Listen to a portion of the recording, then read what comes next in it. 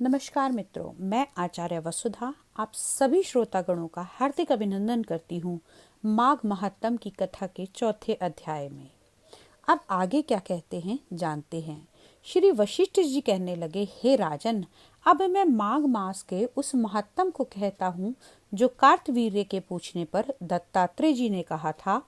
जिस समय साक्षात विष्णु के रूप श्री दत्तात्रेय भगवान सत्य पर्वत पर रहते थे, तब महिष्मति के राजा सहस्त्रार्जुन ने उनसे पूछा कि हे योगियों में श्रेष्ठ दत्तात्रेय जी, मैंने सब धर्म सुने, अब आप कृपा करके मुझे माघ मास के महात्म की कथा सुनाइए। तब दत्तात्रेय जी बोले, हे नारद जी, मैं ब्रह्मा जी ने कहा हुआ वही माघ महात्म मैं तुमसे कहता हूँ। इस कर्म भूमि भारत में जन्म लेकर जिसने माघ स्नान नहीं किया, उसका जन्म निष्फल रह जाता है। भगवान की प्रसन्नता, पापों के नाश तथा स्वर्ग की प्राप्ति के लिए माघ स्नान अवश्य करना चाहिए। यदि यह पुष्ट व शुद्ध शरीर माघ स्नान के बिना ही रह जाए तो इसकी रक्षा करने से क्या लाभ। जल में बुलबुले के समान, मक्खी जैसे तंतु जंतु के समान यह शरीर माघ स्नान के बिना मरण समान है। विष्णु भगवान की पूजा ना करने वाला ब्राह्मण, बिना दक्षिणा के श्राद्ध, ब्राह्मण रहित क्षेत्र, आचार रहित कुल, ये सब नाश के बराबर हैं। गर्व से धर्म का, क्रोध से तप का, गुरुजनों की सेवा न करने से स्त्री तथा ब्रह्मचारी, बिना जली अग्नि से हवन और बिना साक्षी के मुक्ति का नाश हो जाता है।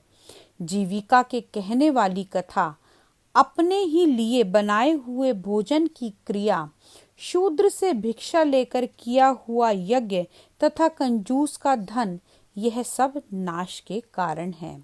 बिना अभ्यास तथा आलस्य वाली विद्या, असत्य वाणी, विरोध करने वाला राजा, जीविका के लिए तीर्थ यात्रा, जीविका के लिए व्रत, संदेह युक्त मंत्र का जाप, व्यग्र चित्त होकर जप करना, वेद न जानने वाले को दान देना, संसार में नास्तिक मत ग्रहण करना, श्रद्धा बिना धार्मिक क्रिया, यह सभी व्यर्थ है।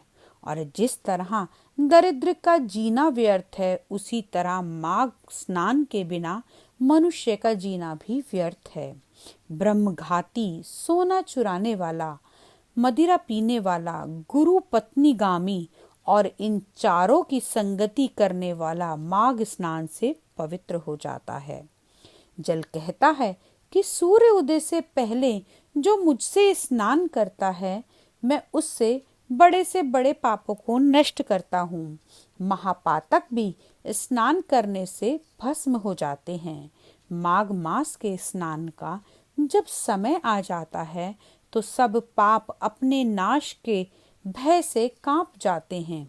जैसे मेघों से मुक्त होकर चंद्रमा प्रकाश करता है, वैसे ही श्रेष्ठ मनुष्य माघ मास में स्नान करके प्रकाशमान होते हैं।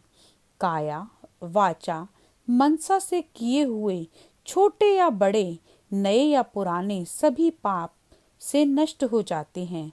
आलस्य में बिना जाने जो पाप किए हों, वह भी नाश हो जाते हैं।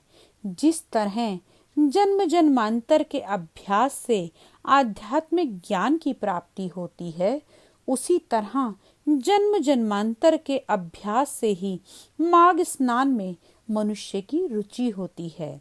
यह अपवित्रों को पवित्र करने वाला बड़ा तप और संसार रूपी कीचड़ को धोने की पवित्र वस्तु है। हे राजन, जो मनवांचित फल देने वाला माघ स्नान नहीं करते, वह सूर्य चंद्र के समान भोगों को कैसे भोग सकते हैं। माघ मास महात्म की चौथे अध्याय का यहीं समापन होता है। अगले अध्याय में आपसे फिर मिलते हैं। तब तक के लिए श्री कृष्ण हरे कृष्ण, कृष्ण कृष्ण हरे हरे, हरे राम राम राम हरे हरे। जय श्री कृष्ण मित्रों।